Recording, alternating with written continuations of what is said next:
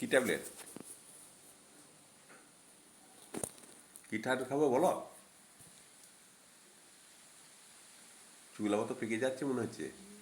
হ্যাঁ, তো পারবে না, কেন? কাঁচা চুল নাকি? বয়স কত হলো? হ্যাঁ, বয়স 50-60। 100? বেশ। রান্না বান্না কি খেলে বলো? কি করলে রান্না গিয়ে? কি রান্না করেছো? প্রচুর কিছু খেলাম। কি কি? গুরুদেবের বাড়ি হ্যাঁ, প্রচুর কিছু খেলাম। কি খেয়েছো? অনেক কিছু রান্না হয়েছে। ঘুমাইয়ে? হ্যাঁ, অনেক কিছু রান্না, অনেক কিছু খাওয়া দাওয়া। হ্যাঁ। অনেক রান্না করেছে, পুরো দারুণ ধূপ। কি ঠাকুর ছিল? রাধা কৃষ্ণ। আচ্ছা, প্রায় 1000-5 লোক হবে? হ্যাঁ, 1000-5 লোক হবে, প্রচুর লোক। যেমন রাঁধুনি দিয়ে এখন পর্যন্ত পাতা উনুনে কাঠে রান্না এইদিকে এইদিকে হচ্ছে। মুখটা ফেরাও। হ্যাঁ, তারপর?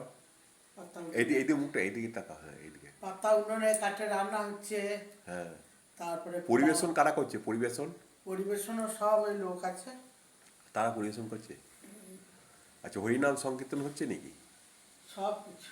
হ্যাঁ, বা, ঠাকুর দেখবার মতন ঠাকুর। হ্যাঁ। যে ওদের আত্মীয় স্বজন তখনও পর্যন্ত খায় নাই? না, বা, তাহলে তো ভালোই আছে। আর কুকুরটা? কুকুরটা বসে আছে? কুকুরটাকে একটা চেয়ার দিয়েছে, চেয়ারের মধ্যে বসে আছে। হ্যাঁ, কুকুরেরও যা দারুণ ভক্তি। হ্যাঁ। হ্যাঁ, বাহ। যা তা বা সব থেকে একটা জিনিস দেখলাম যে বাড়ির কেউ খায়নি। হ্যাঁ। বাড়ির এমনকি একটা নাতিটা পর্যন্ত শুদ্ধ খায়নি বাহ, যতক্ষণ পুজো না হয়েছে। তা বিশাল ব্যাপার। হ্যাঁ, লোকজনকে প্রচণ্ড দেওয়া, শ্রদ্ধা ভক্তি। পরিবেশন করা।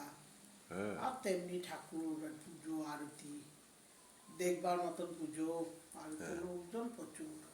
বাবা, আসল পরিক্রমা করার লোকজনও আছে প্রচুর। বাহ। প্রচুর লোকজন পরিবেশন করছে, তারপর রান্না করছে, দিচ্ছে। বাহ, তা তো তোমার জীবন ধন্য হয়ে গেল গুরুবাইতে। বাহ। ঠিক আছে, পরের বছর আবার যাবে নাকি? দেখি, চেষ্টা করছি। পারলে যাব, না পারলে আর কি করে যাবো। বেশ। পায়ের যা অবস্থা, হ্যাঁ, পা তো খারাপ না। এই জন্যই অসুবিধা। হ্যাঁ,